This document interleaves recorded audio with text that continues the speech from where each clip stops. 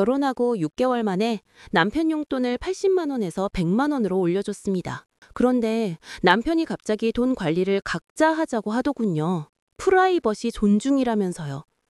결국 2달 동안 싸움이 이어졌고 지친 저는 결국 그래 알겠어 하고 받아들였습니다. 그 대신 그럼 집안일도 반반하자. 그러자 남편은 비웃듯 말했죠. 저는 남편과 2년 연애하고 1년 전에 결혼했습니다. 처음에는 정말 행복했어요. 둘이 같이 저축도 하고 공용통장으로 생활비도 관리했죠. 남편 용돈은 80만 원, 저는 40만 원이었습니다. 남편은 점심값까지 포함이었고 저는 회사 구내식당을 이용해서 적게 받았던 거예요. 그런데 문제가 생기기 시작했습니다. 남편이 매달 용돈이 부족하다고 하더군요. 친구들이랑 술 마시고 PC방 가는 걸 좋아했거든요. 담배도 피웠고요. 처음에는 아껴 쓰라고 했죠. 그런데 계속 부족하다고 하는 겁니다. 여보, 요즘 물가도 오르고 그러잖아. 용돈 좀 올려줄 수 없어? 남편이 미안한 표정으로 말했어요. 저는 고민했습니다. 그래도 남편인데 너무 쪼들리게 하고 싶지 않았거든요. 결혼 6개월 차에 100만 원까지 올려줬습니다. 남편은 고맙다며 저를 안아줬어요.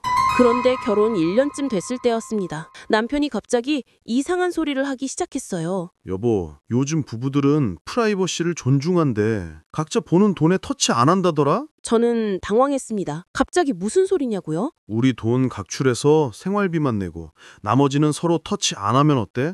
저축도 각자 알아서 하고. 그게 무슨 부부야? 지금까지 잘 지냈잖아. 저는 단호하게 거절했습니다. 그런데 남편이 물러서지 않았어요. 계속 같은 얘기를 꺼냈죠. 싸움이 시작됐습니다. 2달 동안 이 문제로 계속 다퉜어요. 남편은 나중에 집을 살 때도 각자 반반 내면 된다고 했습니다. 저는 지쳤습니다. 매일 싸우는 게 너무 힘들었어요. 결국 그렇게 하자고 했죠. 남편은 만족스러운 표정을 지었습니다. 돈 관리를 각자 하기로 한 후 저도 변화를 줬습니다. 원래 집안일은 제가 80% 이상 했거든요. 남편은 20%, 그것도 제가 하라고 해야만 움직였죠.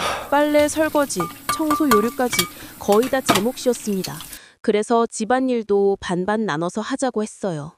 그랬더니 남편이 완전 치사하네. 내 돈 내가 관리하겠다고 하니까 속 좁게 집안일 운운하네. 그래서 그냥 제 것만 했습니다. 빨래도 제 옷만 했고 설거지도 제 그릇만 했죠. 청소는 제 반경 위주로만 했습니다. 남편 책상 주변엔 먼지가 쌓여도 신경 쓰지 않았어요.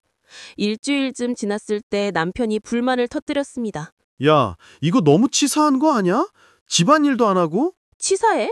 모든 게 반반이면 집안일도 반반이지. 근데 당신이 안 하잖아. 그래도 그렇지. 부부가 이렇게까지. 그럼 당신이 해. 나는 내 것만 할 거야. 저는 단호하게 말했습니다. 남편은 할 말이 없는지 방으로 들어가 버렸어요. 거실에는 남편 옷가지들이 여기저기 널려 있었습니다. 저는 쳐다보지도 않았죠. 그렇게 몇 달이 지났습니다. 어느 날 새벽 전화벨이 울렸어요. 남편 번호였습니다. 저는 불안한 마음에 전화를 받았죠. 여보, 나 사고 났어. 남편 목소리가 떨리고 있었습니다. 음주운전을 하다가 사고를 낸 거예요. 다행히 크게 다친 사람은 없었지만 차는 많이 파손됐다고 했습니다. 돈 좀 있는 거 보태줄 수 있어? 합의금이랑 차 수리비가. 저는 잠시 침묵했습니다. 머릿속이 복잡했어요. 그런데 곧 답이 나왔습니다. 안 돼. 우리 돈 각자 관리하기로 했잖아. 당신이 원한 거고. 지금 그런 소리 할 때야? 급한 상황이라고. 급하면 당신 돈 쓰거나 부모님께 말씀드려. 나는 못 도와줘. 저는 전화를 끊었습니다. 손이 떨렸어요. 그런데 후회는 없었습니다. 시댁에서 전화가 걸려왔습니다. 시어머니였어요. 며느리, 우리 아들이 힘든데 아무것도 안 한다는 게 사실이야? 부부가 어떻게 이래? 남편이 어려울 때 모른 척 한다는 게 말이 돼? 저는 최대한 침착하게 대답했습니다. 어머니, 남편이 원해서 돈은 각자 관리하고 있어요. 제가 도와드릴 방법이 없습니다. 그 말이 끝나자마자 시어머니의 목소리가 높아졌습니다. 이 못된 년이? 남편이 힘들면 어떻게든 도와야지. 그게 아내라는 사람이 할 짓이야? 욕설이 이어졌고 저는 더는 들을 필요가 없다고 판단했습니다. 전화를 끊었죠. 그리고 남편에게 문자를 보냈습니다. 이혼하자. 잠시 후 남편에게서 전화가 왔습니다. 만나서 이야기하자고 하더군요. 약속 장소에서 마주한 남편은 이미 얼굴이 굳어 있었습니다. 진짜 이혼할 거야? 이게 이혼 사유가 돼? 충분해. 당신이 돈 따로 관리하자고 한 순간부터 이미 끝난 거였어. 지금 내 상황 알잖아. 꼭 이럴 때 이혼 얘기를 해야 돼? 그게 나랑 무슨 상관이야.